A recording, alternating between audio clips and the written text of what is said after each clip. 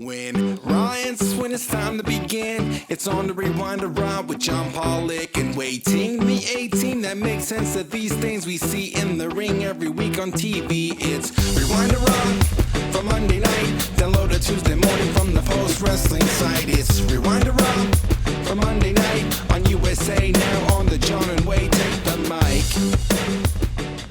Hello, Wai? Are you there? I can't see you. Wai? Wai? I'm here. In the dark. Right here? Yeah. Oh. Put on your night vision goggles, man. One sec. Oh, you were right in front of me this whole time. And I'm holding a steel chair. Now, the real question that immediately came to mind was how fast are we seeing night vision goggles on WWEshop.com? Ooh. I mean, I don't know what production times are like these days for night vision goggles. I'd give it a week. I think so. Your Viper night vision goggles. I've never worn a pair. I've never even seen one in person. Is that what they look like? They look like ski goggles to me. He looked like he was about to go dive into a pool. I trust that those are legit night vision goggles, sure. It'd be great if they just had swimming goggles. Well, use your imagination.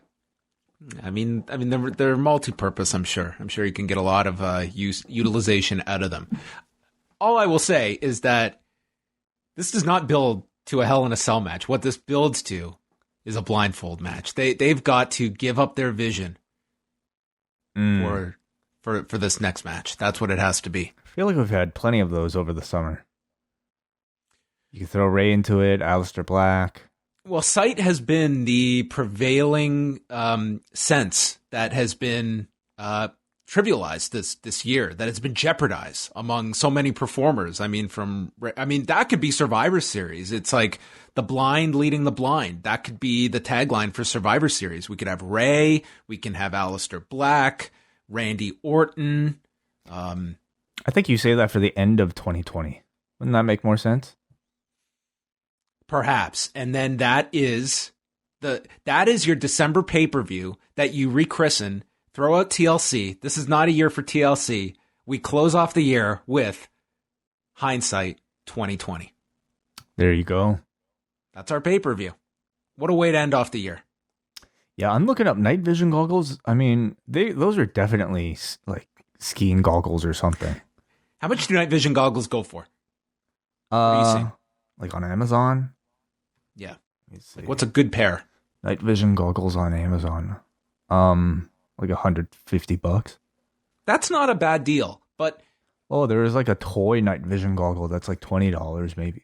I don't know if that how works effective are the toy versions versus the real ones? Like if you can see in the dark, you can see in the dark. I don't need any gadgets attached to it. Yeah, I'll have to look at some maybe YouTube reviews, read some of the comments, but I mean they could have been legit night vision goggles, I suppose. Night vision binoculars.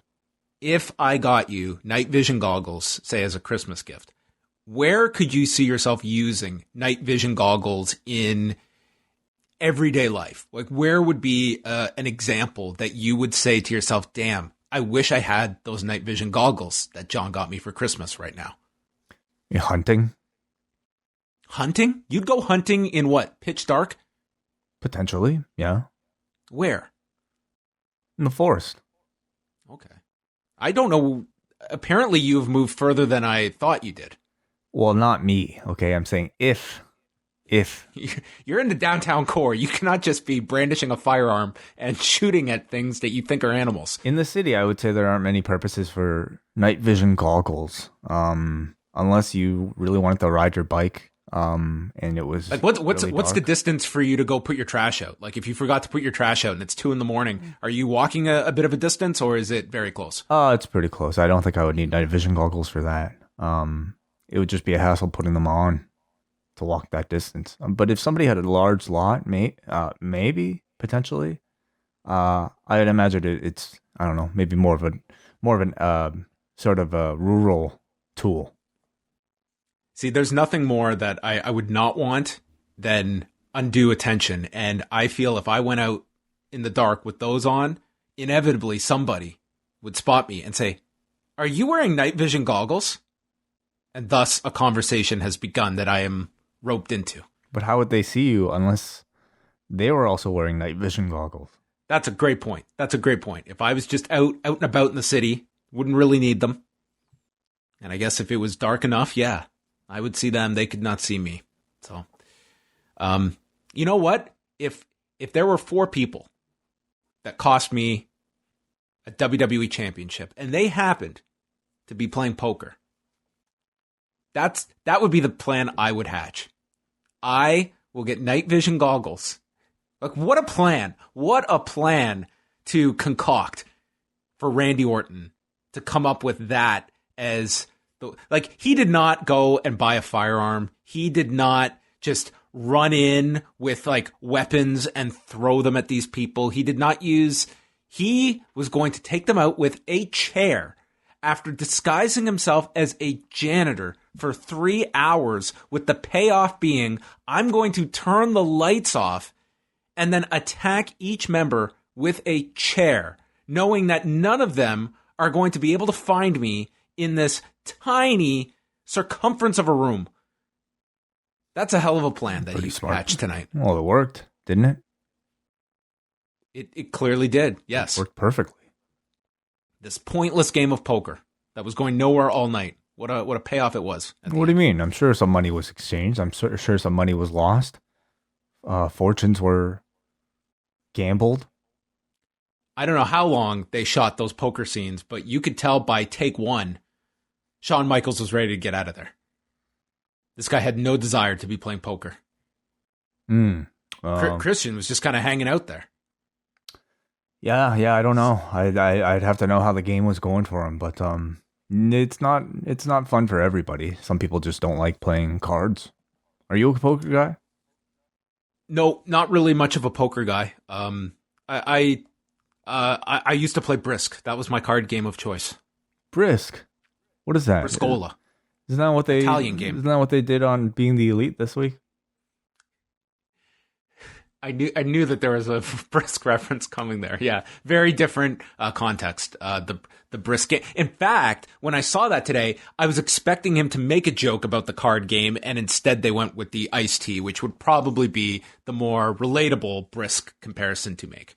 Yeah, I never heard of that Brisk card game, but I'm sure it's a lot of fun. Mm-hmm. How was your Monday? Oh, it was fine. Caught up on some rest. Not too busy. You? About the same. We set a record in Ontario today.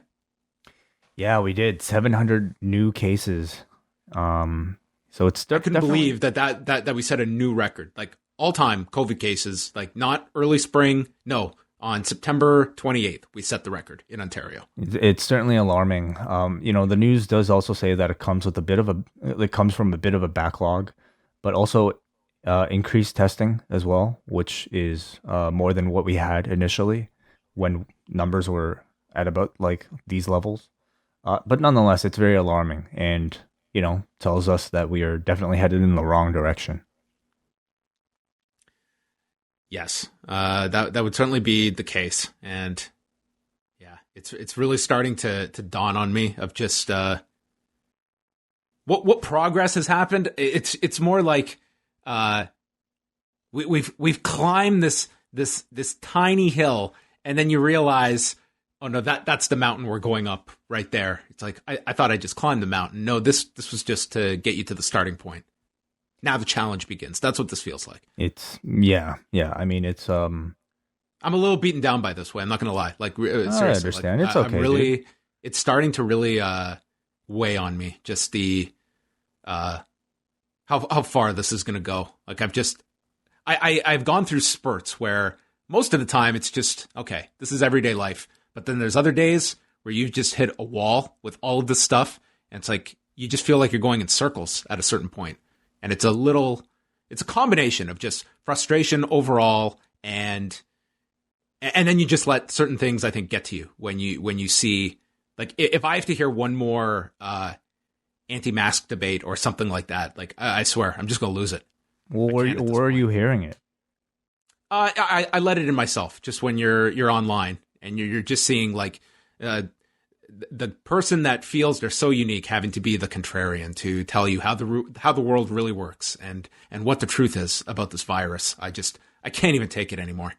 It's like, I mean, if you've made up your own mind and it's like, you know, an argument that you don't even like feel the need to take part in because you know for a fact this is what you believe, then just stay away from the argument. I don't care about the discourse online. What I am annoyed at is the fact that I think we could, as a whole, have a better handle on this. Like, there's a level of control to this virus that I think we could be further ahead than we are. And I think that comes down to, listen, there's going to be cases, there's going to be problems, there's an acceptable level of public risk that has to be out there for our society to function. But to me, there's a lot of this risk that is taken that is totally needless. And whether it be people that have to stop me in the street to lecture me on wearing a mask, or whether it's people that just don't believe. I have been stopped in the street for wearing a mask. Wow. And it's just, I can't take it. Like, my patience level is fairly manageable, but now I'm at my wit's end. Take a deep breath, John. I've got Raw to soothe me. It's I mean, I definitely understand like how frustrating it can get at any time. And that's been different for everybody. For some people, like your level of frustration, they probably met at the very beginning. You know, imagine people who have lost jobs, people who, you know, can't go to work, and people who have lost loved ones. Like, it's. I'm saying this on behalf of those people. Oh, I understand. Ones that have dealt with this, that have had serious repercussions, both personally, financially. Like, I am completely on the side of these people that have gone through so much. I mean, in the grand scheme of things, like, I can't really go and see my family in any kind of, you know, like, meaningful way, in terms of, like, once it gets colder out and all these things, that it's just, you know, people have it way worse off. But I can imagine that frustration level of, like, if you looked at March and all the warnings that we got, all of the, you know, precautions, and to imagine where we are today, like, I just, you know, you just go in circles at a certain point. Like, this is what we have to deal with.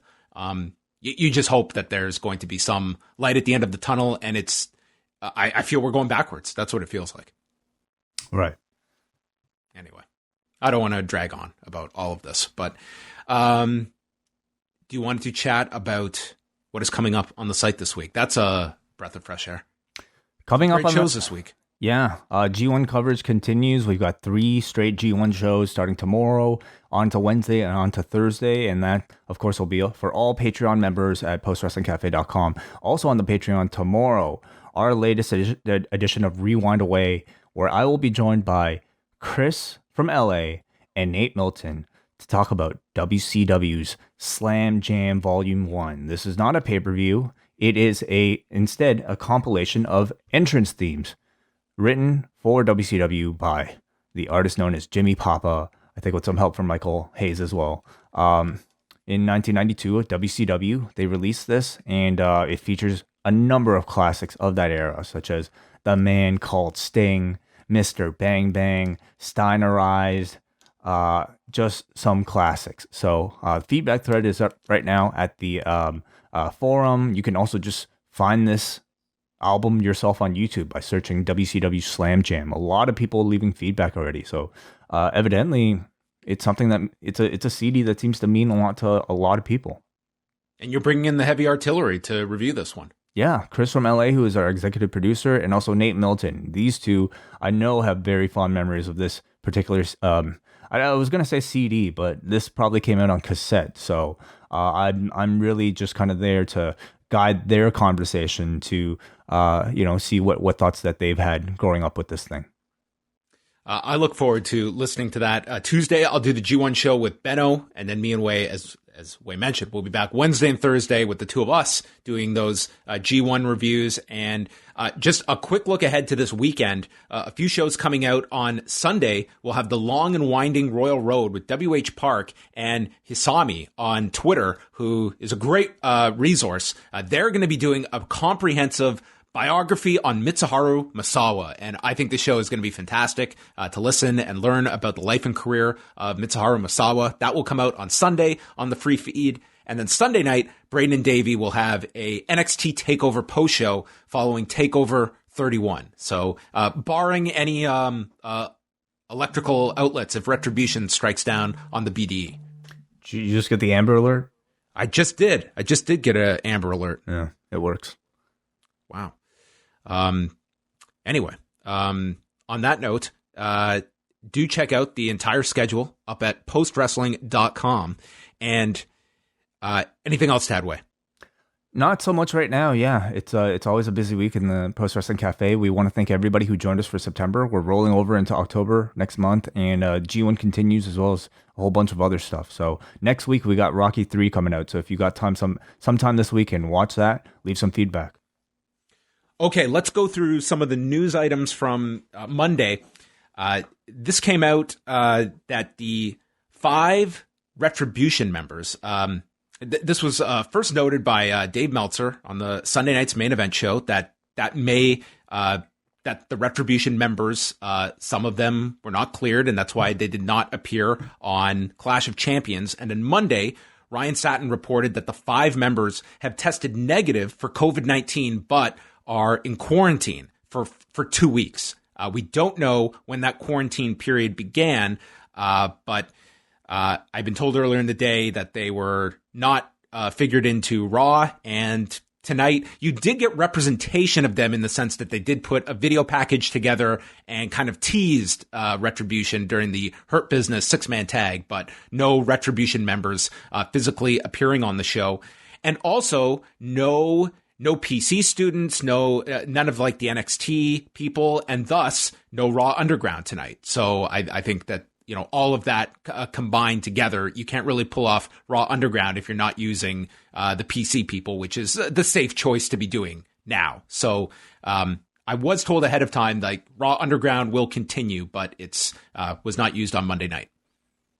Yeah, we continue to see fallout out of all the news that's been coming out over the past week related to, health concerns and COVID-19, potentially related cases. And as we mentioned, a number of these, like, it seems like Ryan Satin reports that they're negative, but they're being quarantined. Okay.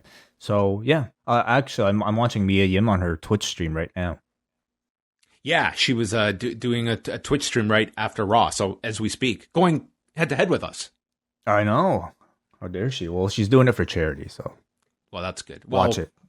We're actually not live, so hope everyone did the. Yeah, they're raising money for Chris Riddle, correct? I'll have to look that up. I'm not sure.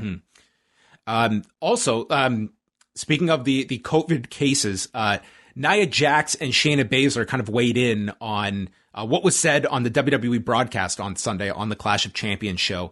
Nia Jax spoke about, I'll get the exact quote here. She said, today, I could not be better. I apologize that the announcement scared some, but all is great and healthy on my end and my tag partner's end as well.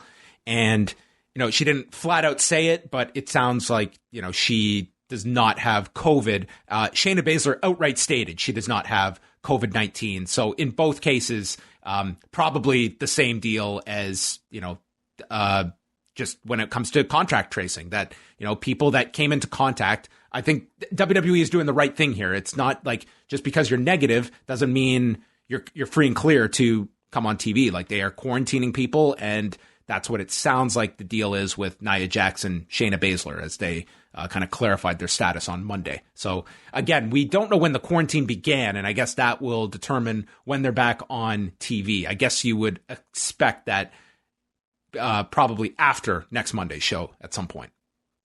I guess.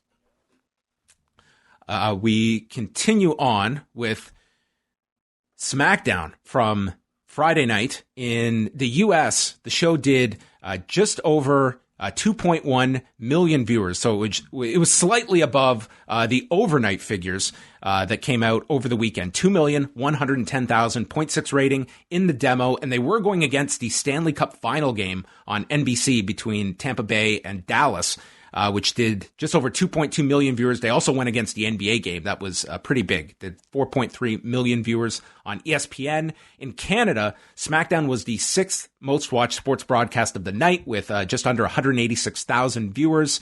And overall, I think SmackDown, it did that really big number 2 weeks ago. That was like 2.3 million viewers. I mean, we're talking a difference of 200,000 viewers here. But coming off of Clash of Champions, are you expecting a bit of a bump for SmackDown, given where they went at the end with Roman Reigns and Jey Uso, and also taking into account that there is a NBA game they're going again, the NBA Finals on Friday night? Do you think that that's going to hurt SmackDown, or do you think that there's some buzz coming off the pay-per-view that might offset that bump? I mean, for me, there's definitely some buzz coming off of the pay-per-view. Whether or not it might translate to a rating for SmackDown, I'm really unsure. It's not like there was a title change. It really just felt like it was almost the end of a chapter and the beginning of a new one. And if that's enough to get people to watch SmackDown, I don't have as much of a sense, And also, I would say like the buzz kind of might kind of wear off from a Sunday to Friday stretch. So I'm kind of predicting things stay the same. I think it's going to be I think if they stay at 2.1, that's actually a win going against the NBA game. Like, we are into the finals now, so I think you're going to get that much more interest in the NBA. You've also got the baseball playoffs that are starting. Wednesday's going to be a very competitive night. They've got game 1 of the NBA finals, the baseball, like the wild card round. They do not have to go against game 7 of the Stanley Cup finals because the series wrapped up tonight. The Tampa Bay Lightning won the Stanley Cup tonight. Oh, congratulations. Great. NHL, the NHL, seriously, like, they pulled this finishing their season, and they did not have one positive COVID test. I think that definitely deserves congratulations. Yeah, absolutely. It's pretty impressive. But it sounds like the players, they do not want to do another bubble season. Ooh, makes you wonder what they're going to do next year.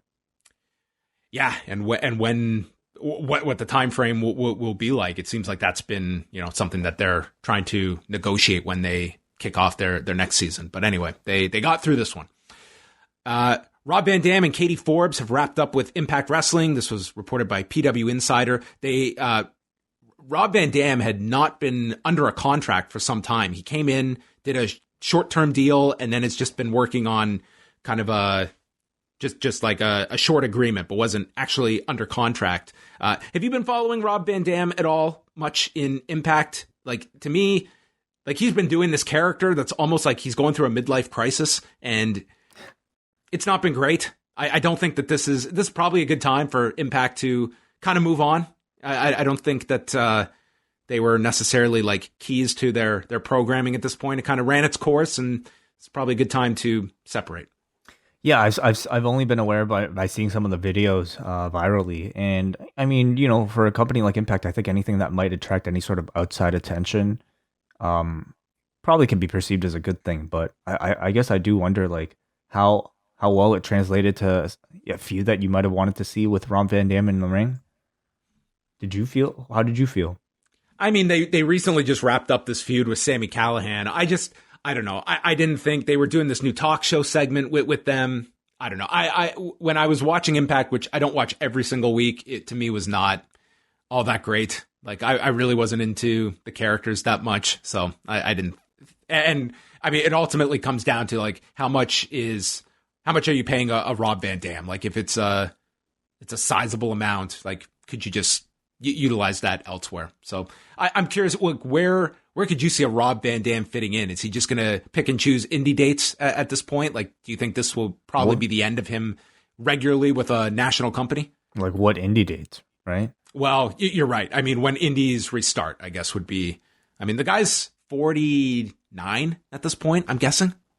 Yeah, it's hard for me to see him in any sort of regular role for any of the major promotions that are out there. I think at best you might see the occasional cameo here and there, but I can't really think of a proper place where he would fit in. Other than Joey Janela. Him and Joey Janela at a GCW show. I could see them booking that. Okay. Interesting. And they probably have a good idea to do something like that. Like GCW is very good when it comes to utilizing guys with a name. Mm-hmm.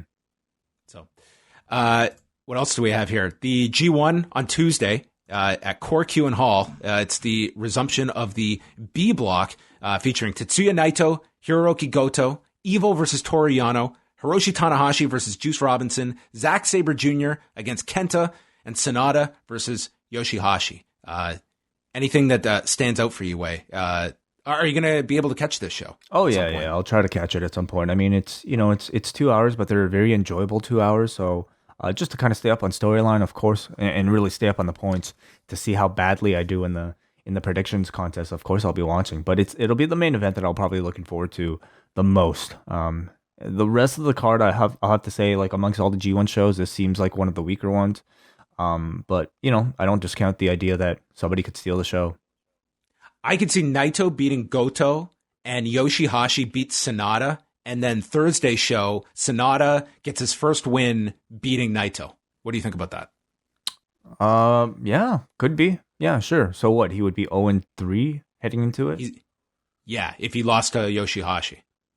I guess you could have him. You could also have him beat Yoshihashi before the Naito match. I mean, it doesn't really matter, but I could see Sonata being Naito's first loss of the G1. And then Dynamite, they've got their lineup for Wednesday. They've added Orange Cassidy against 10, who is Preston Vance, and yes, we've got a taped edition of AEW and a taped edition of NXT, which has the face-to-face.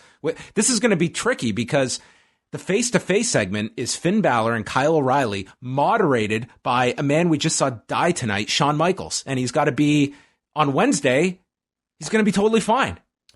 That is true. Right. Yeah, I wonder if they had planned. I mean, obviously, I guess they probably didn't have that plan. I bet they did not have tonight's angle plotted out when they shot this last week. So yeah. We will see how detail-oriented maybe they are with Shawn Michaels. So they have to have the announcers like, oh, he's walking with a little bit of a limp there, it seems like. Listen, we've seen Shawn recover from a punt pretty fast.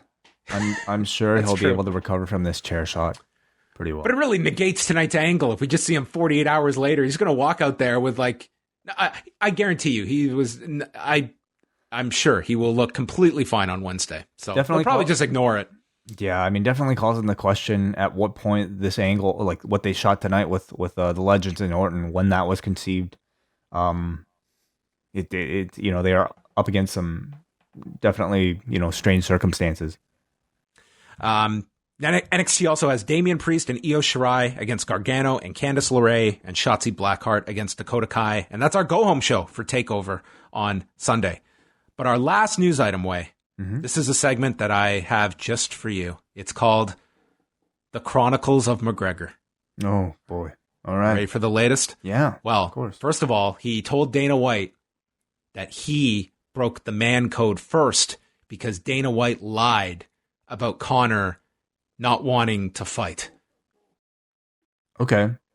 So that was his response. But now he's moving on. He's moving on from the breaking of the man code. He tweeted Dustin Poirier tonight, and he asked, "Hey, Dustin, are you interested in doing a charity exhibition fight?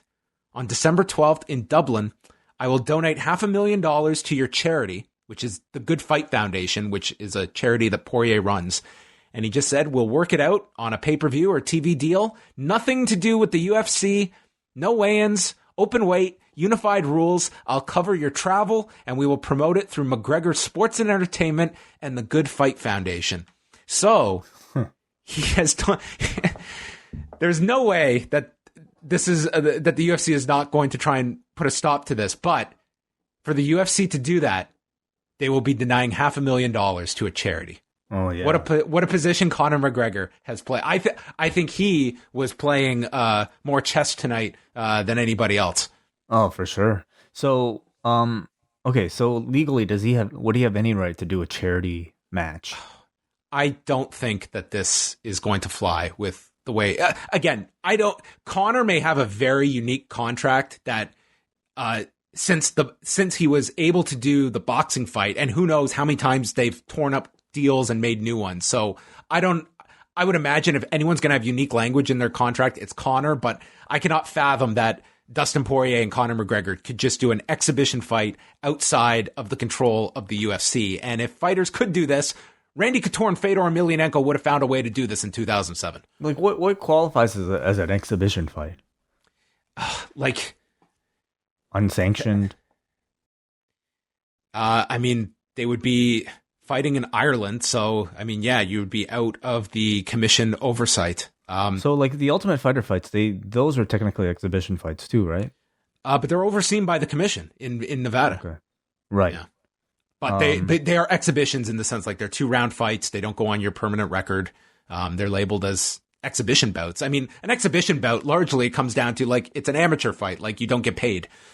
And I guess technically they're stating that neither guy, like think about the logic of this. Conor McGregor would be willing to fight where he would donate $500,000. And I guess in theory, if his company is promoting this and they struck a TV deal, he would be rewarded in that. Like, I don't know. It's like Conor McGregor. I mean, once something is official, it's like, then you can, I think 90% believe it's going to happen. But the man is just, I mean, he just throws stuff out there and it takes on a life of its own. And this is his latest thing that he's just throwing out there.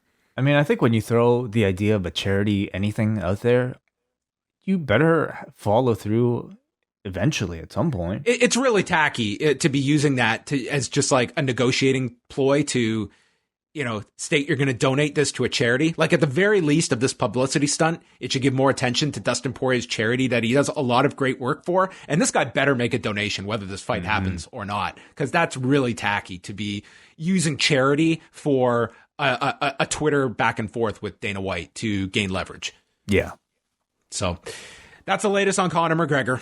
And now we move on to Raw. I feel like MMA these days is just like, Twitter publicity stunts. Well, I thought that perhaps Paulo Costa, who just got outclassed by Israel Adesanya on Saturday, he's now petitioning for a rematch. There's not a soul in the world that is demanding a rematch, but I think this guy maybe he has been watching Raw and realized, you can get a rematch without any reason. Open challenge, yeah. Even if you lose a title fight the night before, clean, you get a rematch. Zelina Vega, she got granted a rematch, no problem after last night. Well, if you attack the champion after the fact, yeah, that qualifies. That's what Costa should have done on Saturday. Should have jumped Adesanya from behind. So the show began with Ric Flair, Big Show, Christian, and Shawn Michaels coming out, followed by Drew McIntyre. And Drew told Big Show and Christian that they helped him out a lot in his 20s. Christian went to bat for him. Big Show was always there for him. Shawn's a mentor. Flair, he was in awe of being on the same WWE roster as Ric Flair when he was 22. And Michaels said that the four of us got together on our own without Drew's knowledge to, quote, even the odds. Is that really evening the odds to give Drew a 5-on-1 numbers advantage? This would be unevening the odds. Yeah, I guess so. That doesn't really make sense. Because it was a no DQ match, so I mean Drew was able to cheat. Even if Orton cheated, I mean it's a no DQ match. So was it really cheating? It was within the rights of the match. Like he could get away with this. So I mean it was fine. But I mean it wasn't evening the odds. This was stacking them against Randy. And says that Ric Flair was the mastermind behind this whole thing. There was also a point where he was putting over the attributes of all three. It was Big Show, the biggest champion in the history. Shawn Michaels, Mr. WrestleMania, Ric Flair, the most title reigns. And then there was Christian. He didn't have any attribute to assign to Christian. He called him the fighting champion. Oh, is that what he called it? The fighting champion. Yeah. Okay. Distinguishes himself from all those non-fighting champions all these years. Did he not have a gimmick where he wanted to defend the belt often? No, he had the gimmick where he kept losing title matches and just demanded one more match. And right. I mean, eventually he did win. Orton appears on the screen. He says, "This isn't over until I say it's over." You've got no idea what hell is, but you will. And I won't be done until I'm champion, which I guess is how this works. You keep going until you win the title. And Orton doesn't have to beg for another title match. He'll be given another one. And he picks up his bags and leaves the building, while Drew says he's going to defend his title, issuing an open challenge tonight with someone he has never faced before. So, Wai, we're getting it. Hell in a Cell, Drew McIntyre and Randy Orton, it appears. Though Randy was so subtle here with his reference to what type of match they'll have. Yeah, honestly. I mean, you're talking about a month-long feud at this point, and logically, I think it is something that you could fit into a Hell in a Cell. But I mean, they had such a big blow-off at the yesterday's pay-per-view. It does, make you wonder. The spot I hated the most was the punt. Like, the punt should have been saved for the end of this program. And if Drew's not winning at the end, why did we do that punt when Randy wasn't even selling it the next night? To me, like, that punt signified the end of this. Like, that just wrapped everything up and should have had Orton disappear for a few weeks. And I hated the fact they did that punt right at the end of that match. I think you could give a reasonable explanation that the numbers, he had all this help and you didn't beat me. You shut a door. But instead, I want us to be locked inside a door. Mm-hmm. Yeah, there's ways you can get around it. If you were coming back with it, the punt to me was just silly to do. And then tonight, even worse so, when it wasn't even acknowledged nor sold. Yeah, I don't disagree with that. The fact that Orton says, I won't stop until I win the title, does that tell you that he'll probably win? Yeah, I mean, this is like a kid playing a video game. He's just got an endless supply of quarters. Doesn't matter how many times it's game over. He just is going to keep going. So Drew just has to keep facing this guy until he loses. It's kind of a silly career arc for Drew to be on. Well, maybe Orton's going to have to put something up in this Hell in a Cell. Like what? His vision. Oh, the goggles. Yeah. If you lose, I get your night vision goggles. I was going to say he'd get blinded, but I'm like, we've kind of gone to that well already, so they would have to come up with something more clever than that. Kayla Braxton interviewed Zelina Vega and said that she was a bit of a poor sport last night. Vega was just getting started. So this is these challengers. I mean, you got to give them some time, okay? They're not gonna empty their gas tank in one match. This is like, we're in playoff season. It's a best of 7, okay? This is just a warm up. That's what's happening here. Asuka walks into the shot. She says she's not ready. They get into a pull apart, and we got Pat Buck, who had multiple cameos on this show. Pat Buck was all over. They need people to pull people apart, and I guess Adam Pearce is only, so busy. Do you think that maybe this was, he knew Nia Jax was not in the building tonight and it was safe for him to come back? Could be. Mm-hmm. A little payoff to that angle that we forgot about.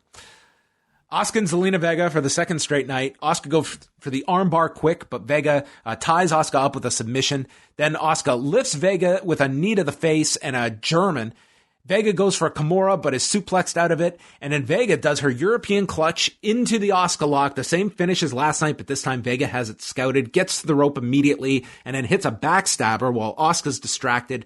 Asuka gets her foot on the rope, and Vega goes to the top, lands on the knees with a moonsault into the Asuka lock, and she taps out. Asuka is not releasing the hold. This one goes 8 minutes, 43 seconds. I thought this was another good showing from Zelina Vega. And, in particular, it's her use of like a certain type of submission style that really does at this point set her apart from much of the rest of the women's roster. So I don't really know if she's just been training differently or just doing more different moves as of late, but it's clear in the last 2 matches that we've seen of her that the office recognizes like a new talent within her. And of course, the timing is really good in her favor because a draft usually means new directions for everybody. And she kind of seems poised for something fresh on a brand new show, perhaps.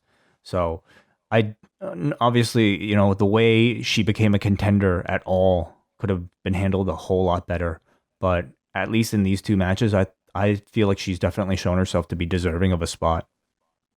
Yeah, I thought that Zelina Sabre Jr. Did another fine match tonight. I think ZSJ, perfect. Yeah, there we have it. So I'm looking forward to the next couple of rematches. The Legends start playing their poker game, and my God, the cutaways throughout the night, this seemed like the boringest party you are ever going to see. Ric Flair Shawn Michaels in particular wanted to be anywhere but there. Yeah. I mean, this is a COVID era party. COVID era party, yeah. Well, listen, people share plates on this show. People just take food off of you're in very close quarters. Again, it's like the testing they're very sure of. Sure. So we had Andrade come to the ring, and he tells Zelina Vega she is nothing without him. Asuka beat her twice. She's the weak link. He was holding this together, and he is the greatest in WWE, and asks who wants to face him. So again, more of the separation between them, but this really seemed to babyface Zelina Vega. Yeah, that seems to be the new direction. While Andrade breaks out as, I guess, a bigger heel on his own. It's certainly a little sad to see this Andrade-Zelina union end. They were a great pair.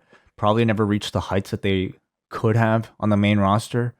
But certainly the act was getting stale. I mean, this entire summer, they were just really spinning their wheels between, they definitely showed some bright spots with Zelina, bringing in Angel, even bringing in Austin Theory at one point. But the rest of the summer was just like pretty bad, I would say, for all of them. So might as well break them off. Andrade as a single star. I mean, any update on Angel Garza that you've heard today?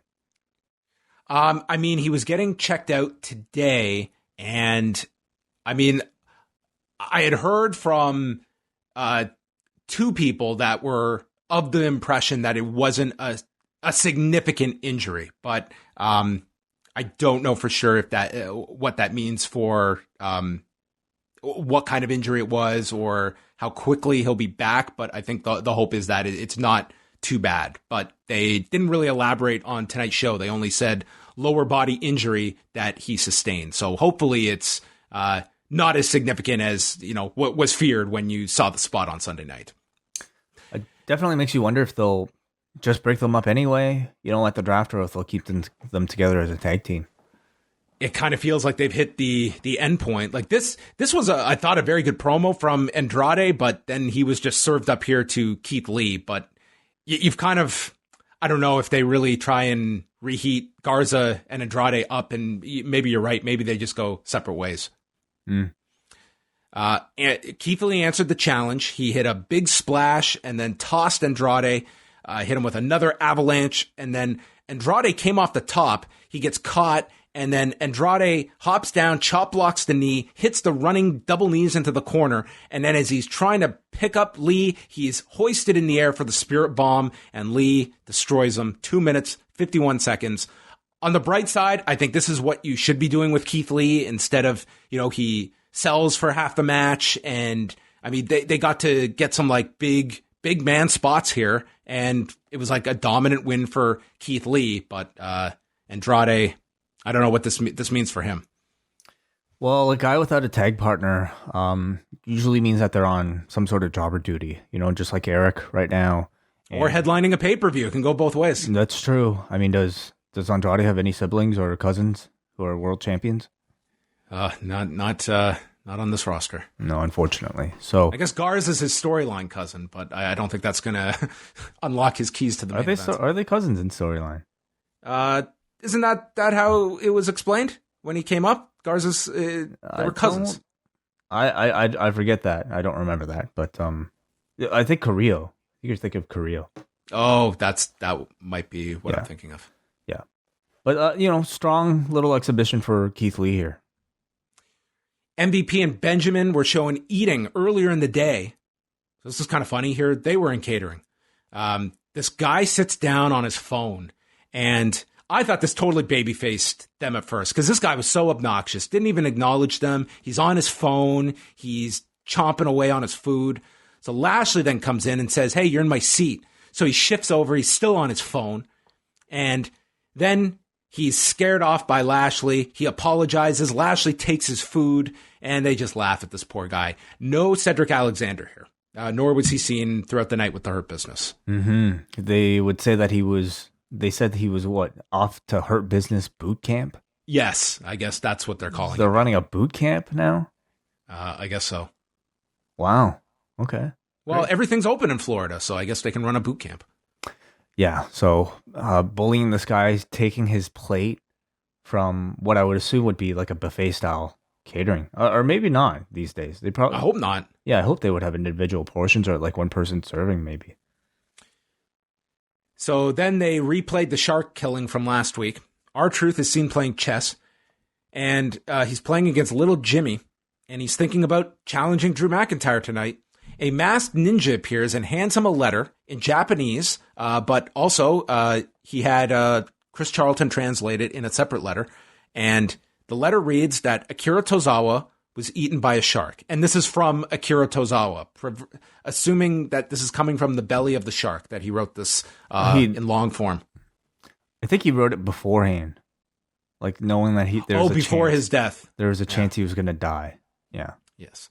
Well, he said that our battles were epic, and at his heart, he was a Ronin until he met R-Truth.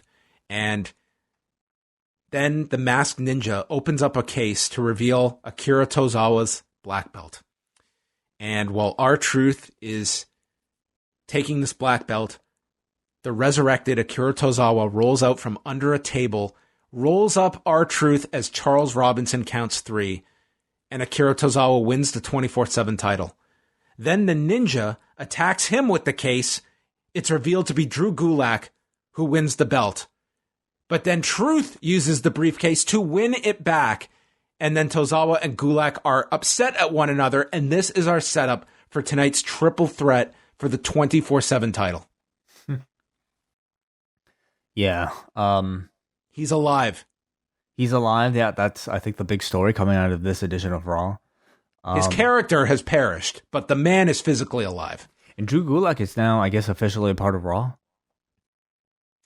Drew Gulak's officially a part of Raw. Mandy Rose is a part of Raw. Dana Brooke is now on Raw. Bobby Roode is now on Raw. They just show up. It's just SmackDown has done an awful job when it comes to contracts. It really felt like a one-sided trade. 4 guys. There are many considerations that are reserved for the future. Gotcha. Yeah. So, I mean, it's been like a year plus of this 24/7 title thing, and they just get less and less clever. The idea here to have 3 title changes to build up to 1 title change is just crazy to me. And I would imagine this match was only put together because they really have a shortage of people available. Awful. Just awful. Murphy's on his phone. Seth Rollins comes in, gives him a hug, and asks him why he's in his gear and tells Murphy to go put a suit on. And he walks off, but Murphy left his phone. And the guy doesn't have a code. Not even like a touch ID, face ID. Just careless. Guy just walked into this. So our next segment was the King's Court with Jerry Lawler, who just had his 50th anniversary show on Saturday in Jackson, Tennessee. And I was reading an article about this 50th anniversary show. It was outdoors at a baseball stadium. And the reporter there noted that masks were required for entry, but most fans and wrestling talent on hand weren't wearing them within the ballpark as they viewed Jerry Lawler's main event and the night's 8 other matches. Right. So that's nice. Lawler is here to host a King's Court with the Mysterio family. And the Mysterios come out this segment. Oh, my God. Ray says that he is, in fact, Dominic and Aaliyah's father. And that Seth, he is a sinful human being. Dominic says, it's gone too far. I'm going to put an end to this when I see Seth. And Lawler asks Aaliyah, how do you feel about everything that's happened? And Aaliyah, I've got to say, I went out on a limb on last week, and I don't know if tonight really validated my comments last week. She is still upset about what happened last week. and she's 19. And Murphy came up to her, and she doesn't know what to think about him. But what she does know is Seth is a really bad person, and he's a fraud. I don't know if Seth is so much a fraud. He's very upfront of what a awful human being he is. He's not deceiving anyone.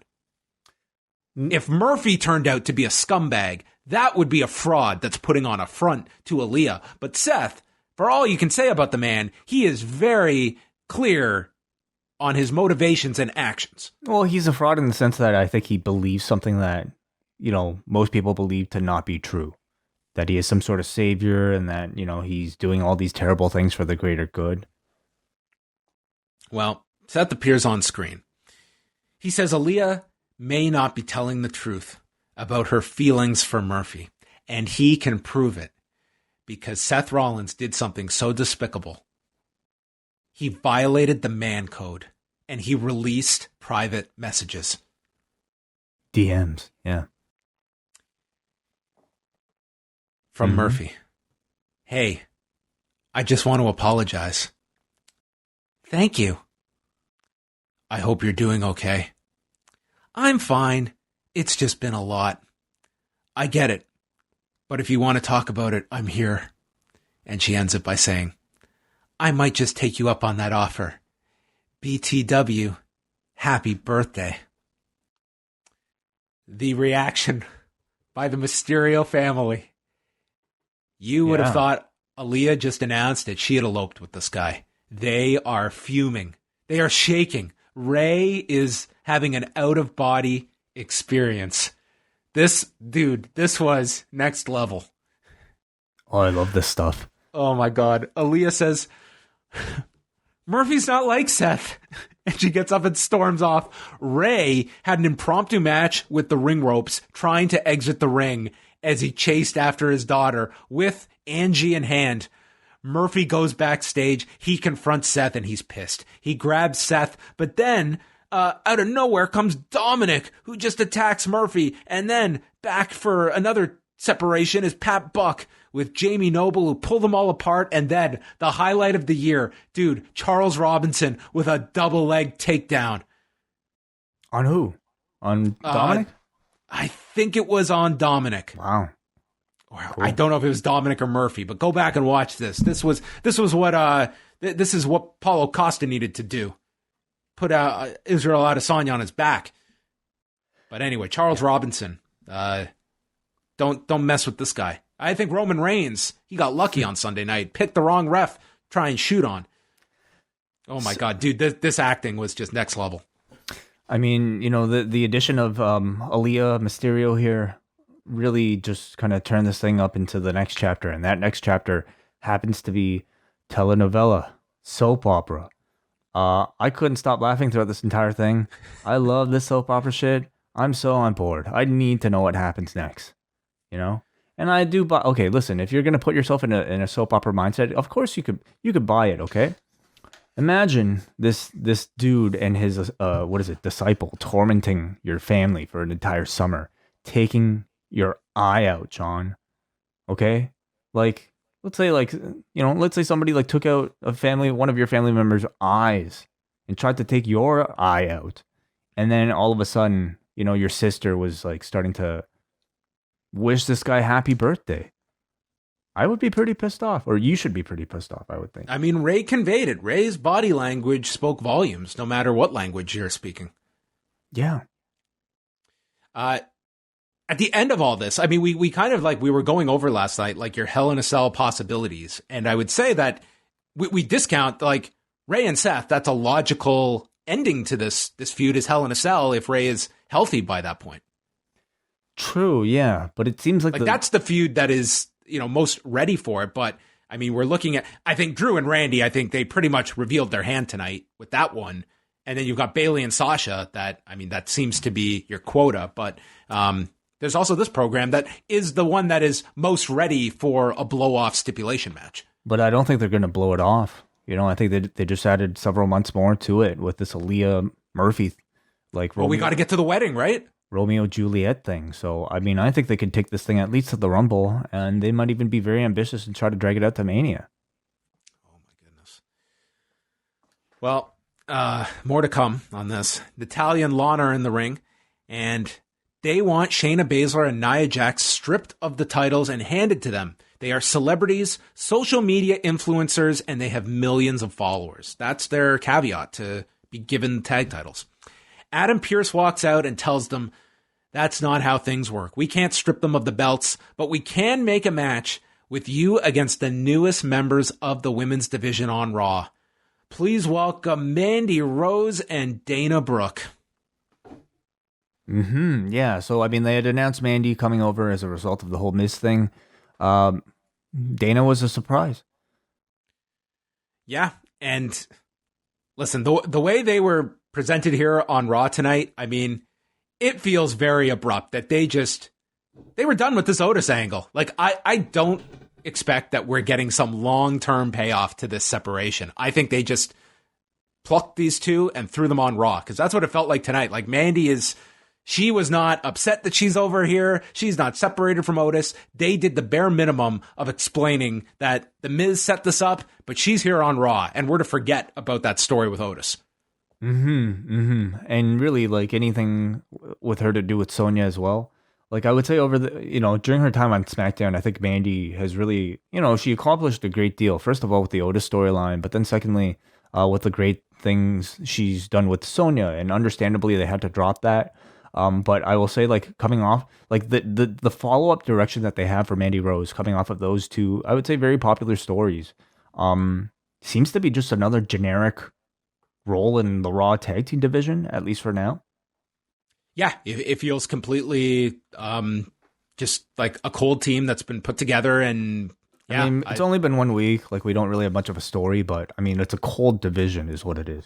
That is. I think this is the best time to share some reporting that our own Davey Portman conducted. Yes. You see, Davey went the extra mile, and he reached out to a friend of his named Chris Last, who happens to be a lawyer. And he inquired about this Otis and Miz lawsuit threat. And we have a breakdown. Okay, so this is from an actual lawyer breaking down the Miz and Otis suit. So this again from Chris Last. Strictly speaking, it makes sense. Miz could sue for monetary damages, but may choose to settle in return for something he considers to be of value. This could be the Money in the Bank briefcase, for example. It would be for Otis to decide if the value of the Money in the Bank contract is worth more than the risk of losing in court and the exposure to damages. Presumably, this would also remove the risk of criminal charges. He notes we don't press charges in the UK, but I believe that's the way it works in Florida, which would be factored into the settlement. He says the terms of the Money in the Bank contract are important here. Does the winner of the match sign a contract and it is then held in the briefcase? In which case, it's worthless to the Miz. Or is the Money in the Bank contract like winning a lottery ticket that entitles the bearer to the winnings? I'd be inclined to think that the former is the case, as it's always called a contract and not a ticket or a voucher. This would mean the Miz would be taking ownership of a briefcase and a piece of paper, but not much else. WWE would be under no obligation to put their champion in a match against him. Well, have we not had matches where the briefcase has been defended, though? We have had that happen before. So there is precedent to the Money in the Bank briefcase being transferable. Right. Okay, well, thank you very much to Davey and his lawyer friend for using all those years at law school for this great purpose. I think it's all led up to this. But so what? He's saying it's possible. It's possible, I guess, that there is a value to this briefcase and that Miz could, in theory, end up with the briefcase. But not the contract, is what he thinks. The physical contract, yes, but not a title shot. I guess that is to be determined. Okay. All right. So that closes the chapter on Mandy Rose on SmackDown. She has now come to Raw, and we had the match here. They got the advantage on Dana. Lana starts celebrating and then nails Mandy Rose on the apron. Rose is tagged in, and she hit this rotational suplex onto Lana that looked scary as all hell. Lana was fine, though. She kicked out at 2, and then Rose hit her with a flying knee and pinned Lana in 3 minutes and 8 seconds.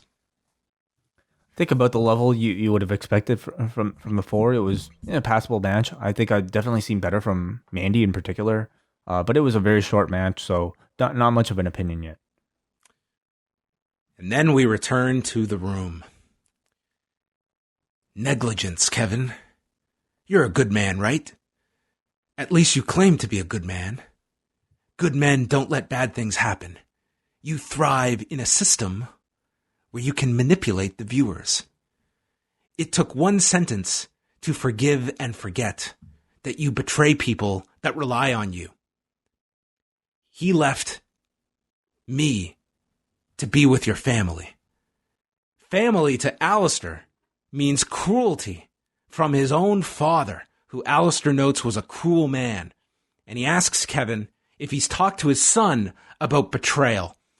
And he doesn't matter how many others forgive and forget what Kevin has done, because Black will not forget, as he removes the covering and his eye, which is discolored. Yeah, it's like he's got one black eye and a blue eye. Yes, yeah. Wow, interesting. So, would that happen if somebody jammed your eye inside steel steps? I don't know. Either that or contact lenses, one of the two. Right. I mean, I don't even really think about what the storyline is here, because I just, it's just, you see these two on screen and they're fighting so many weeks, you just kind of forget why they're fighting to begin with. I was reminded on this episode why Aleister Black is upset at Kevin Owens. And the reason is because he was mad that Kevin Owens didn't come to help him stop Murphy from blinding him. And Kevin Owens at home with his family. Kevin Owens' defense was that I wasn't even there, dude.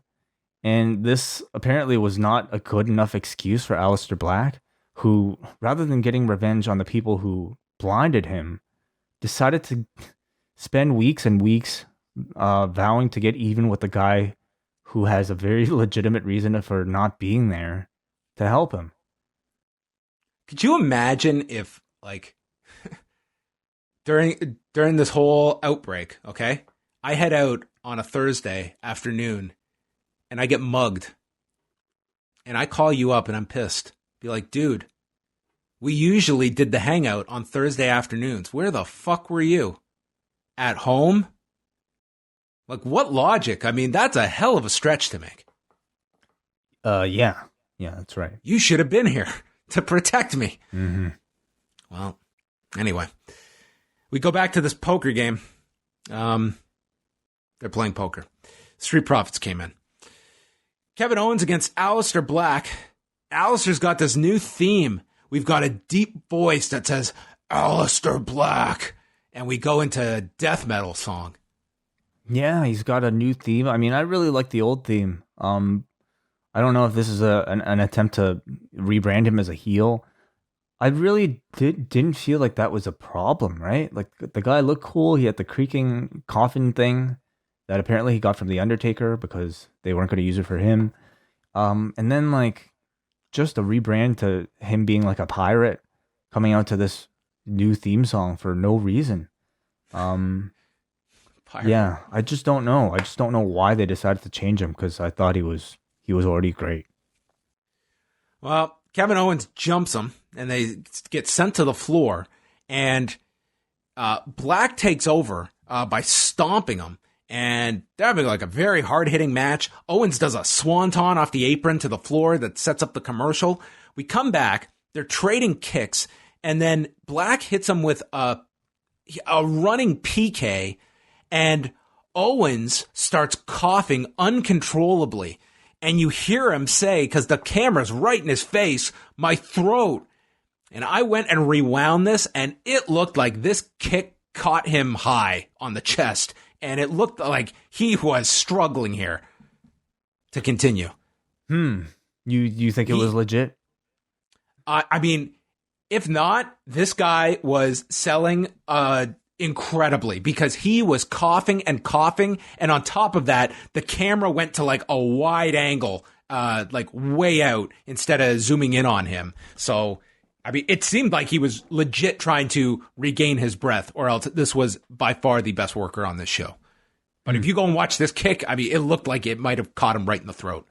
So then Black hits him with a head kick. Owens comes back with a super kick. Swanton lands on Black's knees. There's a V-trigger by Black, several kickouts. Black starts to get pissed, and then he gets into the ref's face, and then as he goes to punch Kevin Owens, he winds up and elbows the referee, and the referee, Drake Wirtz, calls for the DQ at 13:20, and Aleister Black is pissed that he called for the DQ, and while he's arguing with the ref, he turns around, gets hit with the stunner, and Kevin Owens calls him a bitch.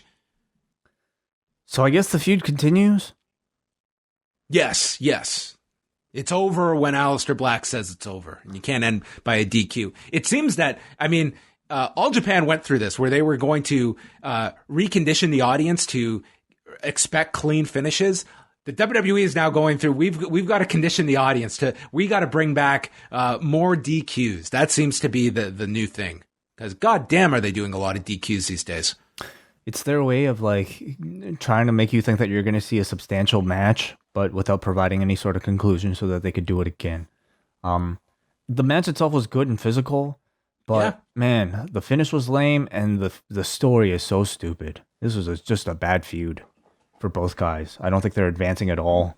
Aleister was getting a new look and a new music that's, I'm going to say, definitely not as good as his original theme. And Kevin Owens is just, man, like this whole year on Raw, granted he was missing for a good portion of it, but man, since he's been back, it's just, he's gained nothing. I mean, I feel like I just keep thinking for so many guys, it's like, oh, they could really use a reset at this draft, but it's like you can't do that with everybody. Like it's he's moved a couple. He's gone back and forth. Like it's been nonstop. It's just he's again. I had the same sentiments as you. I thought it was a good match, and it's just like a program that you really need Owens to have some promo time. I think to you need a good story that makes sense.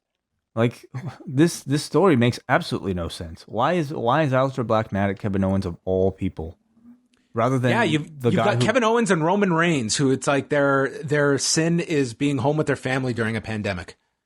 Yeah. Anyway, like I think I would buy it a little bit more if Black at all like tried to even get any sort of revenge on Seth Rollins or Buddy Murphy, but he seemed to really let it go. Mustafa Ali walked out of the Hurt Business's locker room and runs into the Hurt Business, who starts shoving him around. Now, they did bring this up later that he came out of there, but what was he doing in there? Good question. I mean, maybe setting up cameras because he's the hacker, right? Okay, we could revisit that, maybe. He should have really been on to Randy Orton's plot then. Maybe he knew, just didn't care. They start shoving him, and just like that, Apollo Crews and Ricochet are there, and sets up a 6-man tag for later. Yeah, this was our reintroduction to Mustafa Ali. Yeah, remember him? R-Truth, Drew Gulak, and Akira Tozawa for the 24/7 title. The silliest part of this match was when Gulak awkwardly threw Tozawa to the floor, and Jessica Carr was in the way, so Tozawa got thrown into Carr and then still had to go around her and fall to the floor. Perfectly symbolic of this entire division. Just a clusterfuck. 4 minutes and 13 seconds. It ended with Gulak on top of Tozawa, and what? Who won this match? Gulak? Didn't Truth win? I kind of stopped paying attention. I'm sorry. Truth won. Yeah. Well, it doesn't matter because somebody's going to win it again next week, briefly before R-Truth wins it back anyway. I just this 24/7 thing. I mean, I think R-Truth is great. I think he's very funny. I think in spurts he could be really good with the right opponents. I think he could be good. But man, as part of this 24/7 thing, it's just week after week of the same thing. Last week at least we had somebody get eaten by a shark. That was at least something new and exciting. But this week was just schoolboy finish, and then R-Truth wins it back. every week it's the same. And I would really love to see them take a new direction with the 24/7 title.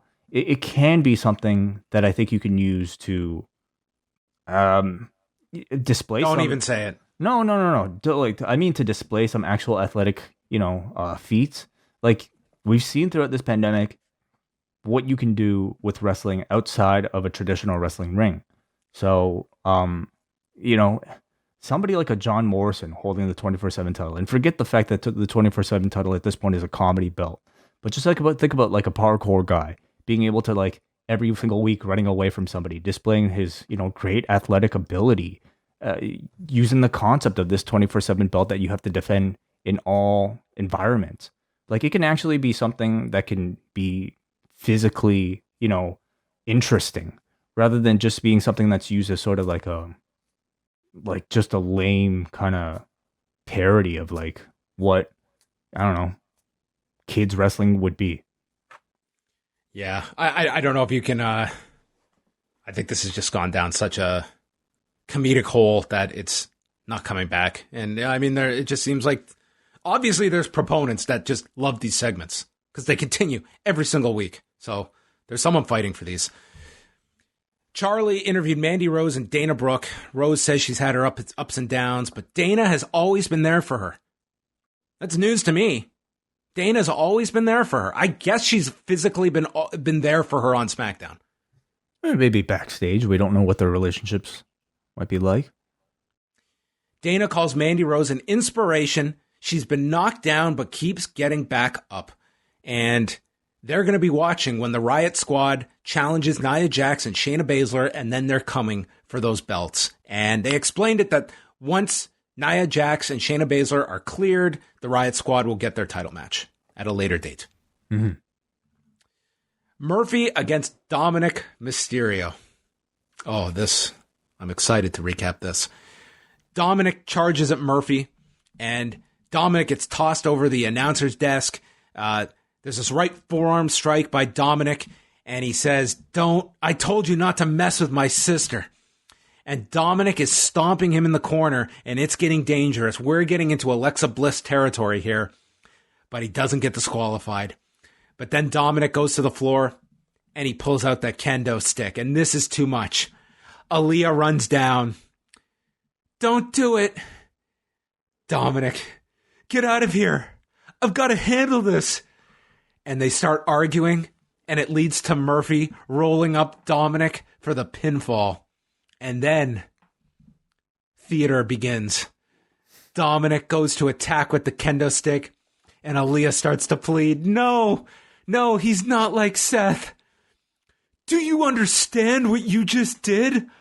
I'm doing this to protect my family, our legacy.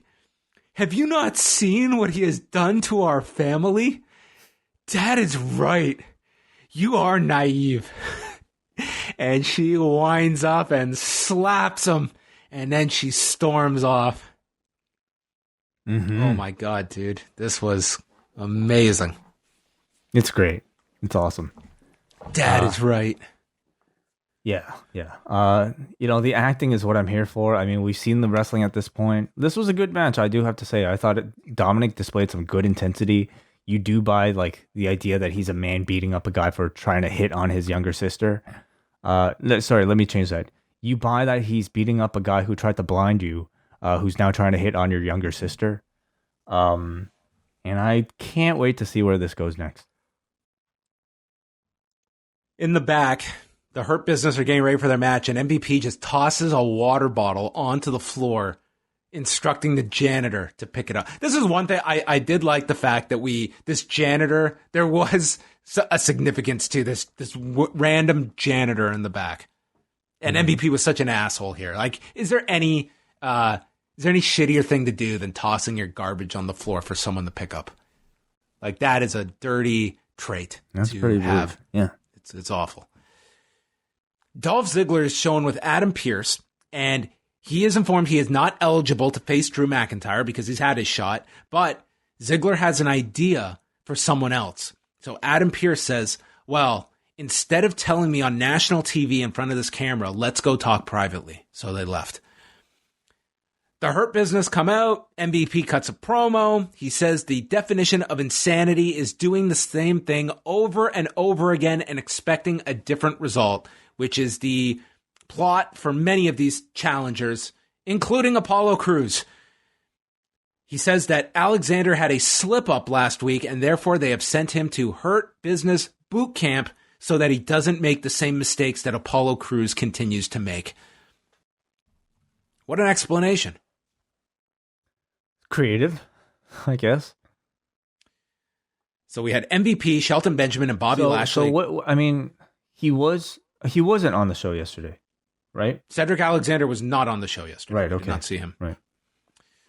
So Crews, Ricochet, and Ali against the Hurt Business. The babyfaces jump them, and then the lights flicker, and the Retribution signage appears all over the arena to set up our commercial break. We came back, and there was never a mention of this again. I guess they just wanted to screw with them remotely. Literally, yes, remotely. So maybe they've hacked the production facilities, and they just did this from home. At some point, do you start to suspect like the production? Kevin Dunn's in Retribution, or like he's just, hey guys, we need a reason to go to commercial. Let's just can you just flick the lights on and off for a bit? Yeah, we'll just blame it on Retribution. Yeah, let's tease a mutiny to go to break, and then we'll come back and it's nothing. Like what a silly. I understand. Like I guess they really wanted to make you not forget about Retribution, but this was a really, I don't know, silly throw to break, and then let's not even acknowledge it. But I mean, what were you going to do? There's no one here. It's the whole thing is silly, John. What was silly about T-Bar? No, nothing now. He's like the most popular wrestler on Twitter this week. Guess so, yeah. When he enables his comments, he really gets it.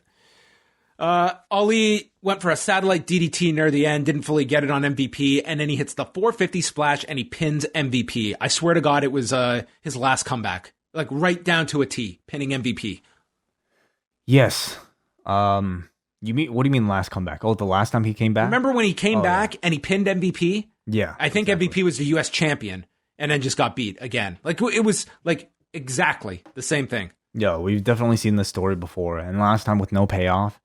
They are booking Ali as a bit of a difference maker for this babyface team. I was very optimistic the first time they did this. Second time, I'm less so. So, let's also remember the draft is coming in 2 weeks. So, how much can they really go with this storyline before breaking off a certain, like a wide number of these people to either Raw or SmackDown? I don't know. Flair won the poker game. And then we had our latest Bianca Belair promo. This week, she is the fastest. And she runs the 100 meters and smokes these other three. And she wants to go again. But only 2 of them want the rematch. She still destroys them. Then the other guy... She gives them a head start. Yeah, she gives them a head start. She still beats them. These are just like the updated Mr. Perfect spots. And then the last guy, she runs with hurdles and still beats this guy who quits in the end. And Bianca says she was just getting warmed up. Her, form? I mean, they did say she's an All-American in track. So, I mean, you definitely see it. Like, she is a very impressive athlete. And, yeah, these are kind of corny. But, man, the Mr. Perfect things were corny. This is exactly that, except with her being portrayed as a babyface. So, I mean, I think they're good character introductions for her.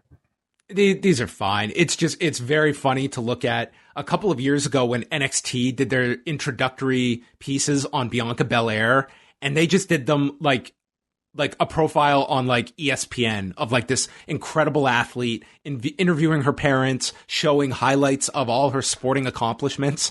And then you see like the Raw version of the introduction, and it just highlights like the differences in philosophy of how you introduce someone with an athletic background here. But yeah, I mean, it tells you that Bianca Belair, there is hopefully a significant plan for her to reintroduce her. Mm-hmm. Then we got our video on Retribution, that I guess that's part of their contract, is that they get their own editor as well in the company. Drew McIntyre comes out for the title match, followed by Ziggler, who reintroduces Peterborough's own Bobby Roode, who, did they even mention that he is now on Raw from SmackDown? No, I don't think so. I did not even know until I looked up his cage match profile because I just wanted to see when his last match was and realized, oh yeah, this guy was on SmackDown. When was his last match? Early March, right before the week before the shutdown. Was he injured? I don't know what the deal was with him. I mean, I was under the impression he still lived in Canada, so I don't know if that had to do with it or not. But I had been under the impression he was still living up here in Canada. What was his gimmick last? Like, was he in the Shorty G thing or was he with Ziggler? Like, what? He was teaming with I want to say Ziggler was Corbin? on.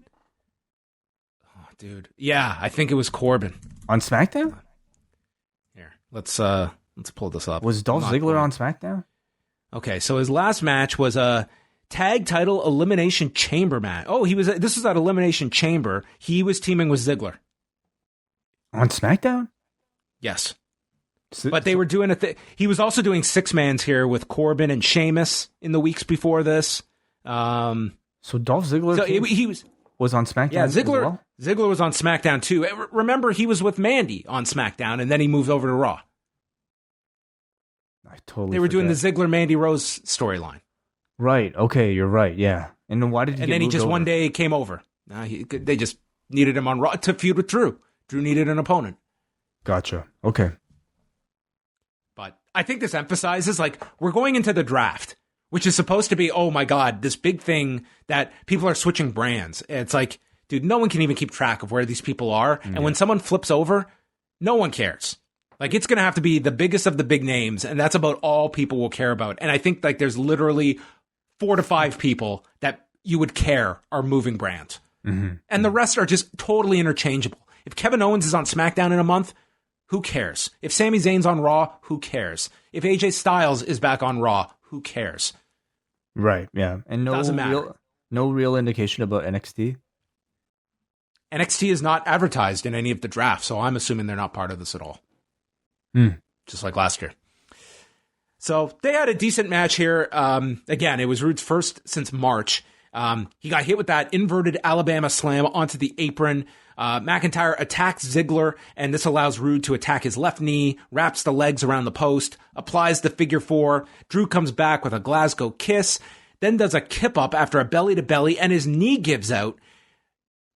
Recovers from that, hits a future shock DDT. Ziggler distracts again, leading to a glorious DDT, and Drew with the big kick out spot. Then he counters another glorious DDT to hit the Claymore in 12 minutes and 42 seconds. Fine match.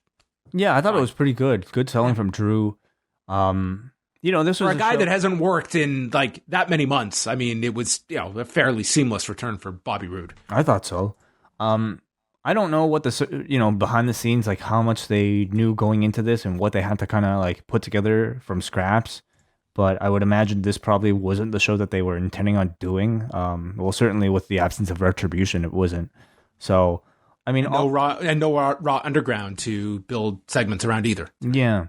So, all that said, I still thought it was a better Raw than last week. Just because there weren't as many... Oh, my God, Way. Where's the trophy to present? There just weren't as many moments where I wanted to pull my hair out.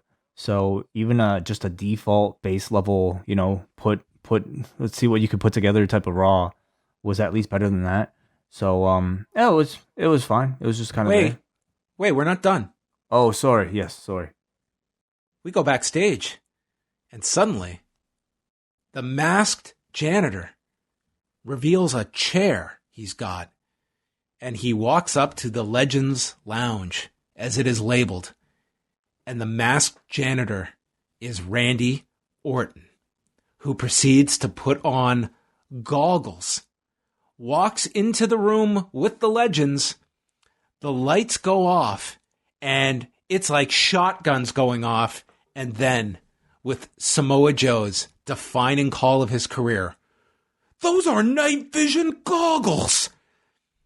The lights come on, and we should have just had blood splattered on the walls. This should have been right out of Scarface. Yeah, and there the legends are laid out, and Randy exits the building, and he puts the mask on. Pat Buck to the rescue is pointed to the lounge, and Randy Orton out. Yeah. Yeah, man, this was a hell of a night vision attack. Is he aware that Shawn Michaels had his own hunting show? I mean, this guy could come back and find this man with a crossbow. Ooh, this is the cinematic match I want. Yes. Yeah, night vision match, or we talked about it. It was crazy. It was weird. I think definitely on par with so I would say somewhere in between, a Retribution coming in and also a man being eaten by a shark. Like Raw these days is just Jesus Christ. Raw these days is just like a hyper reality thing. I mean, it's these guys using, snowboarding goggles and pretending that they're night vision goggles. It's just a batshit crazy show, and I think for most who want a different product, they're gonna hate it. If you embrace it as like ridiculously tacky, stupid TV that is kind of fun, you might actually enjoy it. The last couple of months, there's been if you just go and you follow this product through the pay-per-views, I think you come away really enjoying this product. Just go, you dedicate 3 hours a month is your commitment. I don't need to follow the TV. I will get caught up with the video packages on the pay-per-view and not go through the weekly TV. I think you will have a way more enjoyable experience of this product because these are not stories that are enhancing the program. Not in every case. Dude, I'm not gonna. That's watching the show in its normal form for 3 hours or 3 hours plus the 2 hours. There's just so much filler in between that is just unnecessary for you to get set for a feud. You could definitely cut all that out. If that's what I would do, or just watch the recap videos, or I guess listen to podcasts or YouTube clips.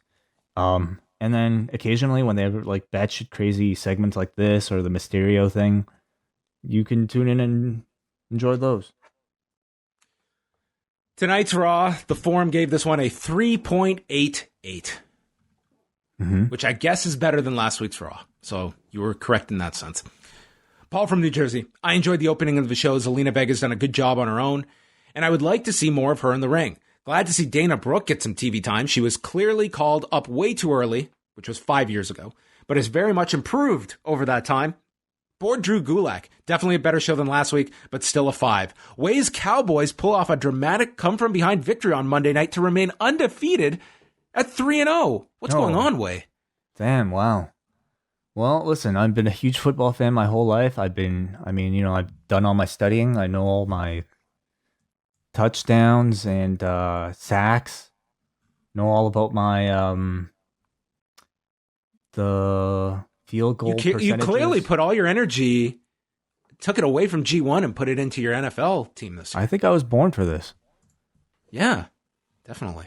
Noah from Vaughn. Congratulations. Well, thank you. Well, the season's not over yet. Noah from Vaughn. So after doing some checking, I found out that Apollo after tonight has had 14 straight matches against the Hurt Business since June. That is absurd. Raw seriously feels like it's been the same show for 4 months. Programs that are never ending. Owens versus Black was just terrible because before the match started, I was 100% certain it was ending in a DQ. This show shouldn't be so predictable that matches with two big names ends up in a crap finish more often than not. So, okay, yeah. He says Chris Daniels' emotional promo from BTE was better than anything on this episode of Raw. I didn't see all of Being the Elite. I just kind of skimmed through it. But, yeah, I can't comment on the promo. What was the promo about? Talking about how, when AEW started, he thought, he felt like he was really letting the team down. He had to kind of sit back while he saw his two partners win the championship. And he's just kind of more thoughts about the possibility of retirement. So maybe doing, one more kind of final comeback story. Something for Wednesday. You've got Sky and Kazarian going for the tag titles. Maybe it means he gets involved or something. Yeah, perhaps. Alexander from Portland writes, tonight left me with so many questions. How can I be excited to see Mustafa Ali when he returned a few months ago, pinned U.S. champion Lashley in his return match, and nothing happened? While the Hurt Business is the best group on Raw, they'll feel so stale if they move on from feuding with Apollo to feuding with Apollo's friend. What did Zelina do since yesterday to earn a title shot? What's the point of the 24/7 title actually being defended in a match if the title switches hands so much outside of the matches? Why were Mandy and Dana placed in a tag match on Raw when they were both on SmackDown and the floating champions could have visited them there? Lastly, are we led to believe that Big Show, Christian, Flair, and Michaels chose not to watch Drew McIntyre's title defense and instead play cards? I'd rather have played 52 card pickup than watch this show. 2 out of 10. It might have been an intense game of poker. Ben from Vancouver. Well, it was miles better than last week. I actually enjoyed Black and Owens a lot, and Rude was a nice surprise. But the Rollins Mysterio stuff is middle school level acting. It's completely embarrassing. And was Raw Underground all just a weird dream? Zero mention of it unless I missed something. Worst acting, Aaliyah or Dana Brooke? I don't know. I mean, we didn't really see Dana Brooke act tonight. She did like a one-line promo. Yeah. It's pro wrestling. I don't think the expectations are really that high.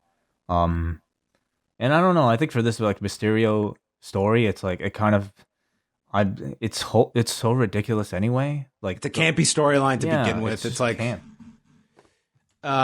Dave writes, for the first time in a long time, I attempted to sit through Raw. After last week's review and it being widely panned, I thought it would be either a train wreck or amazing. It was somewhere in between.